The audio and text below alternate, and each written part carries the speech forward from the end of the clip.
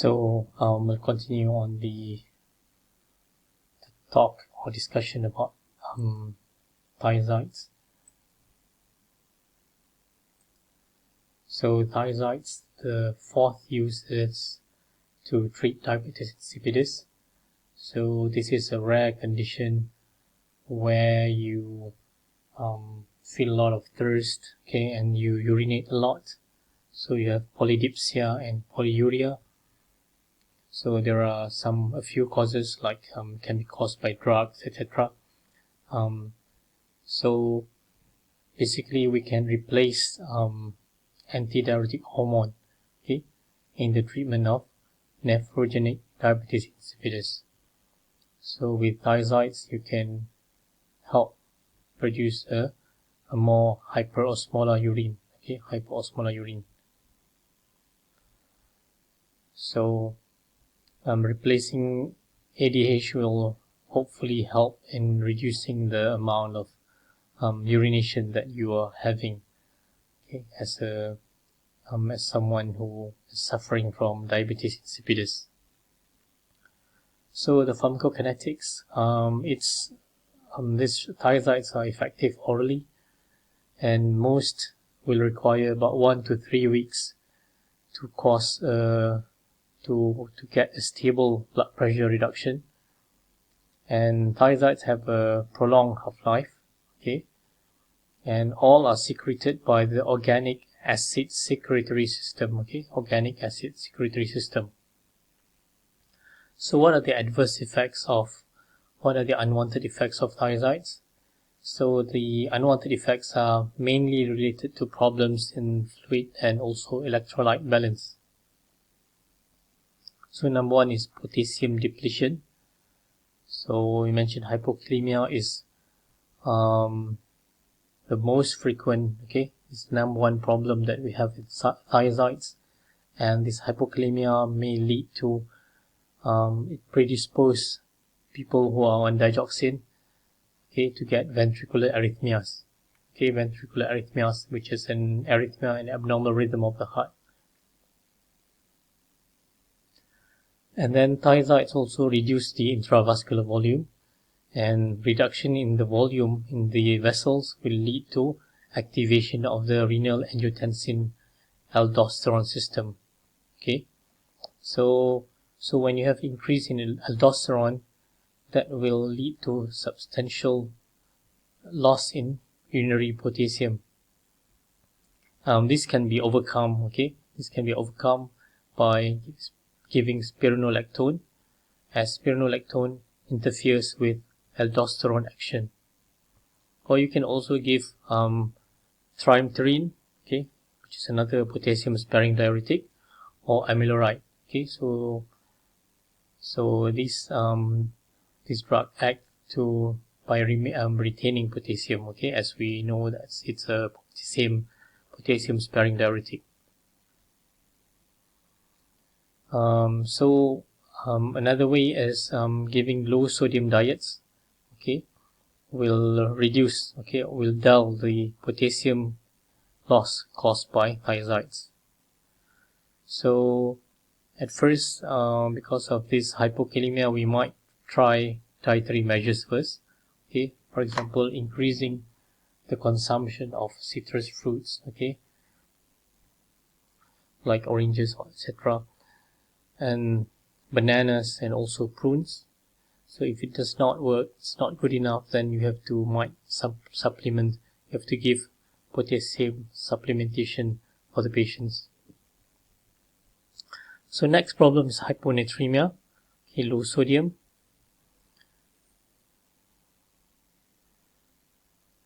So when you get hypovolemia, okay, hypovolemia, so that will cause increase in the antidiuretic hormone.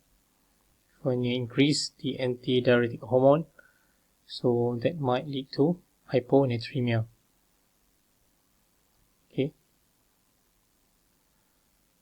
And because of you have so much water, okay, which will dilute the content, and that will lead to lowish sodium, okay, it will appear to be low, and then diminished or reduced diluting capacity of the kidney, Okay, when you have the reduced, you have impaired the kidney's ability to dilute is impaired, then you have also hyponatremia and also increase in thirst. And when you have increase in thirst, you drink a lot, and that will lead to a dilution and causing hyponatremia.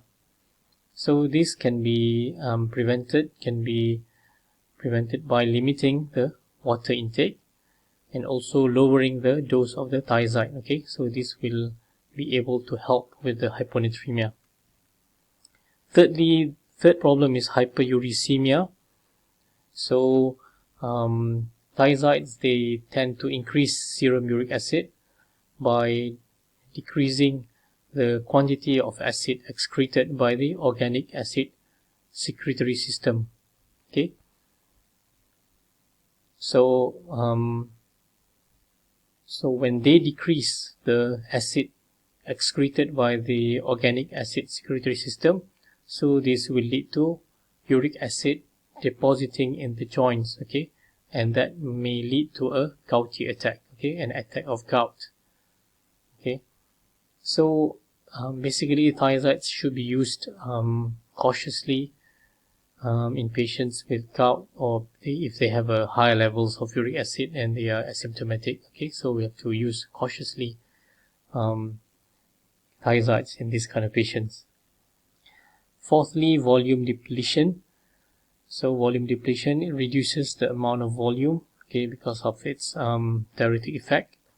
So this thiazides, it may lead to orthostatic hypotension or lightheadedness. Okay, lightheadedness. So orthostatic hypotension is when you have a reduction in the blood pressure when you are changing position. Okay, for example, from lying down to standing, or lying down to sitting, or sitting to standing. So you have a reduction in the blood pressure. So that's called orthostatic hypotension, and you might develop, you become lightheaded because of that. Fifth issue is hypercalcemia. Okay, because we know that thiazide is pro conservation of calcium. Okay, it conserves calcium, and we know that it might prevent fracture in the hip and spine, as we have mentioned previously. So this might cause hypercalcemia, calcium. So next is the sixth problem is hyperglycemia. So thiazides may lead to glucose intolerance. Okay, so you have impact. So you have an increase in the glucose levels, and this might be due to the impaired release of insulin and also impaired uptake of glucose in the tissues. Okay, and studies have shown that patients with new onset of diabetes, there is a higher rate of new onset diabetes with thiazides compared to patients who are on other antihypertensive agents. Okay, so when we compare patients who are on thiazides and then compare with the patients who have hypertension but they are on other drugs, they are on other antihypertensive agents and other blood pressure lowering drugs, so we see that there is a higher incidence of thiazides with it's a higher incidence of diabetes with patients on thiazides compared to the other group. So they need to monitor glucose, okay, to evaluate for the change in whether there is a need to change the diabetic therapy. Okay, patients on thiazides. Okay, after talking about thiazides, now we go talk a little bit about the thiazide-like diuretics. Okay, so they do not have the thiazide structure. However, they still have the unsubstituted sulfonamide group, and therefore they share the same mechanism of action, MOA, of thiazides. Okay, so these thiazide-like diuretics, they still have the mechanism of action of thiazides. The therapeutic uses, okay, when do we use these drugs, and the adverse effect profiles are similar to those of the thiazides. So chlorthalidone, so this is number one. So we are going to talk about three thiazide-like diuretics, just superficially. So it's a drug that behaves pharmacologically like hydrochlorothiazide. Okay, it has a long duration of action, and it's often used once daily. Okay, because of the long duration of action, so the long half-life, so you can use it only once daily to treat hypertension. Next one is Methylazone. Okay, this is more potent than the thiazides, but it's different from the thiazides in that it causes sodium excretion. Okay, sodium excretion even in patients with advanced renal failure. Okay, causes sodium excretion. Third one is indapamide. So indapamide is a lipid-soluble non-thiazide diuretic. It has a long duration of action, and at low doses it causes significant blood pressure lowering effects and minimal diuretic effects. Okay, minimal diuretic effects. So this drug is metabolized and excreted by the gastrointestinal tract and also the kidneys. So therefore it is less likely. Okay, it is less likely. So this is a good thing. It is less likely to accumulate in patients with renal failure because of the metabolism and excretion in the gastrointestinal tract. Okay, so in the next video we're going to talk about loop or high ceiling diuretics. Okay, loop or high ceiling diuretics.